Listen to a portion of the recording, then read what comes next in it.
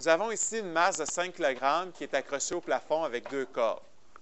On a le schéma qui représente la situation. Nous voulons la tension dans chacune des cordes. Si on regarde la corde 1 qui est ici, la corde 2, on a l'angle qui est ici qui est 120.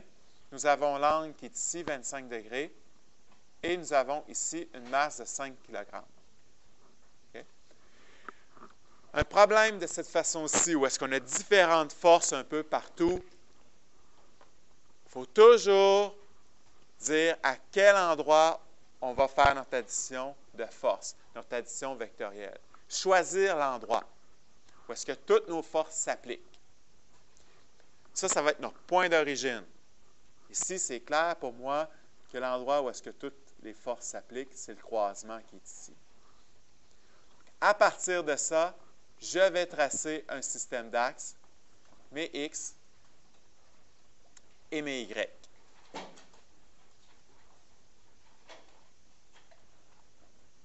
OK? Donc, mes vecteurs maintenant.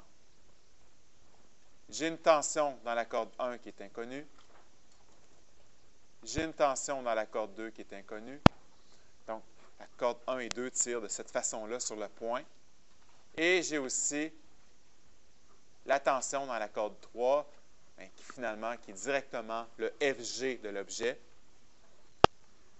qui applique une force vers le bas de cette façon-ci. Donc, le FG, la tension 1, la tension 2. Donc, système d'axe, représenter nos forces. Ensuite, quels sont nos angles? Ici, nos angles, on doit toujours les donner par rapport à nos X positifs.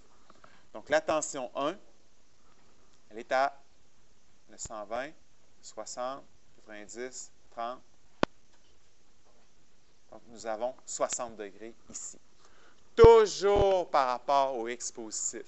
C'est certain dans l'examen, je vais t'obliger à faire cette démarche intellectuelle-là de dire c'est quoi l'angle par rapport au X. OK? Je vais te donner des différents angles. Je peux te donner un classique, c'est donner l'angle par rapport à la verticale. Je t'aurais dit 30 degrés par rapport à la verticale. Tu sais? Il fallait que tu dises, c'est 30 degrés par rapport à la verticale, donc 60 par rapport à l'horizontale. La tension 2, elle, toujours à partir des X positifs. Donc, nous avons 25 ici, donc 25 ici. Donc, finalement, qu'est-ce qui reste? 180 moins 25. Donc, 155 degrés. Pour ce qui est de la force gravitationnelle, on a 5 kg. 5 fois 9,8. Moi, j'utilise 10. Là. Donc, ça fait 50 newtons à moins 90 degrés.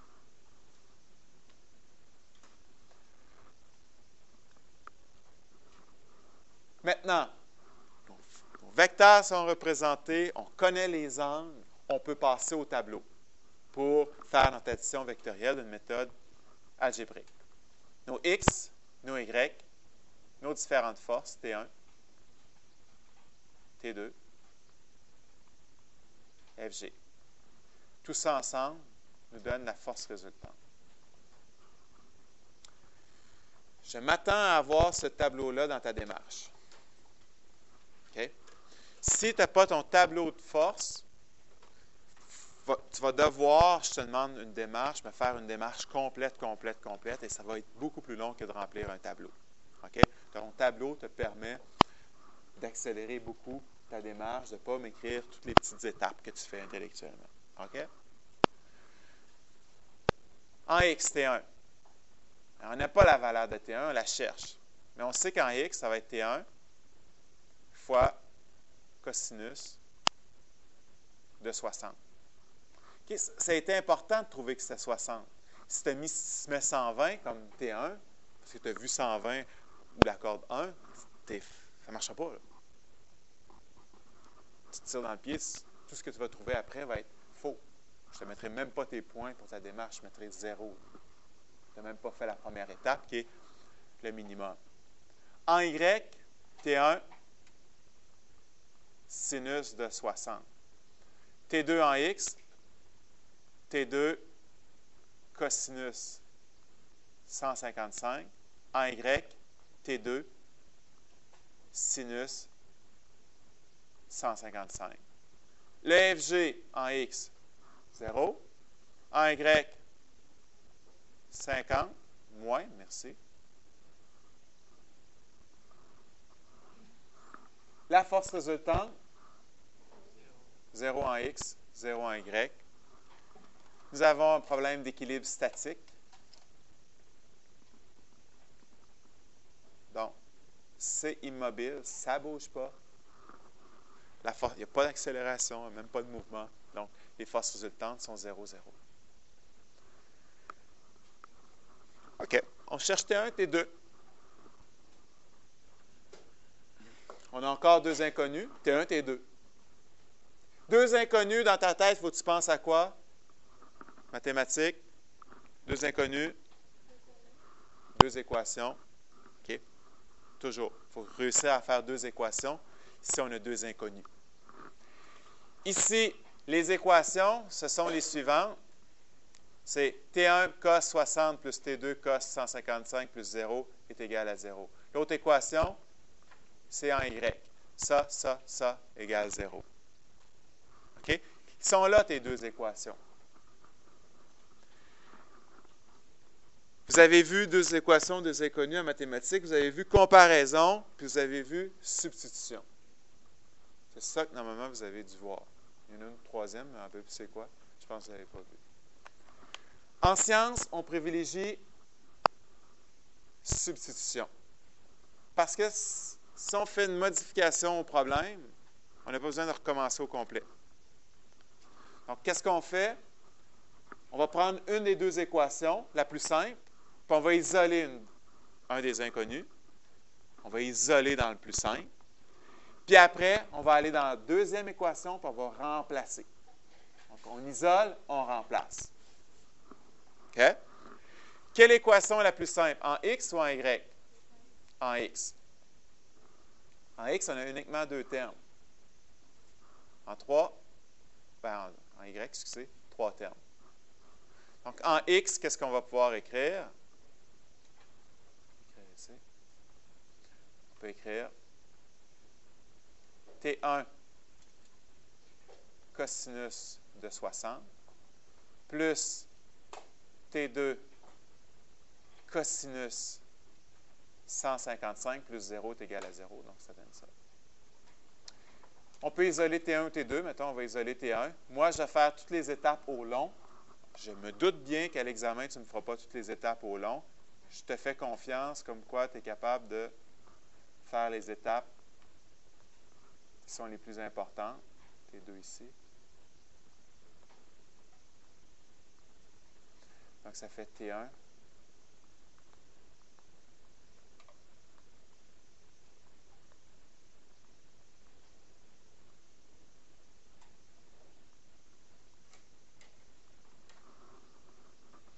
Dans le meilleur des mondes, on laisserait ça comme ça, on ne bougerait pas, on garderait le T1 est égal à moins T2 cos 155 sur cos de 60.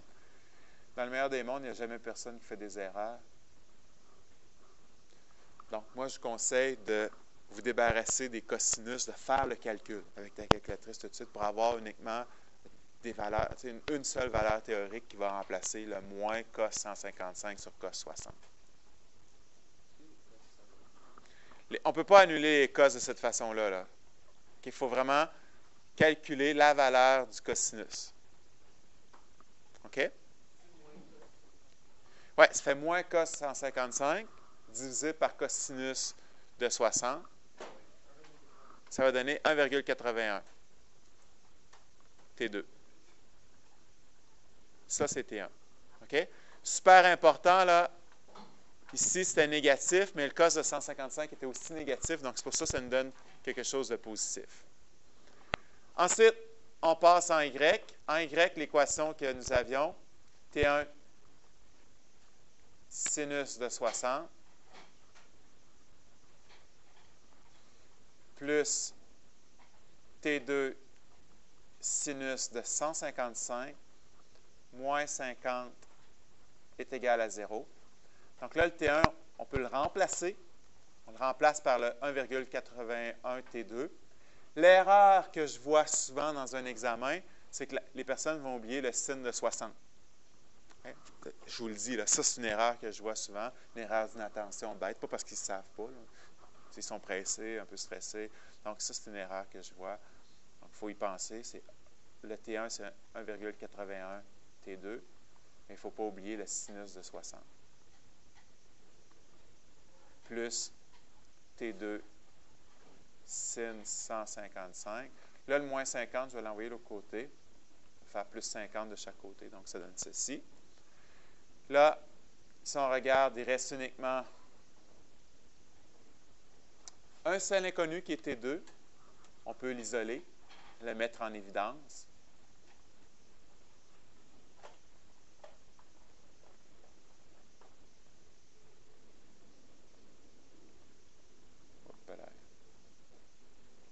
Excusez.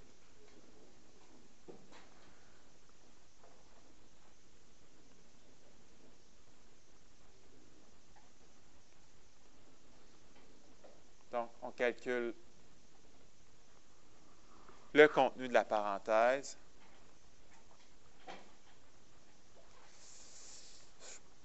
Je pense que ça donne 1,99 de mémoire. Donc, 50 divisé par 1,99, ça implique que T2 est égal à 25 newtons. Si je veux le donner correctement sous forme de vecteur, on sait que le T2 est à 155 degrés. Ça, c'est pour la valeur de T2. Je poursuis ici. Si je cherche T1, bien, on sait que T1, c'est 1,81 fois T2. Donc, je pense que ça donne 45. Dans ce coin-là. 45,2, quelque chose comme ça. Newton. Si on veut le donner sous forme de vecteur, à 60 degrés. Okay. Moi, si je te pose comme question, c'est quoi le vecteur T1 de cette façon-là, tu n'as pas le choix de me donner l'orientation. OK? Je peux te demander uniquement la norme. Tu me dirais 45. Mais si je te demande le vecteur T1, c'est 45 à 60 degrés. Terminé.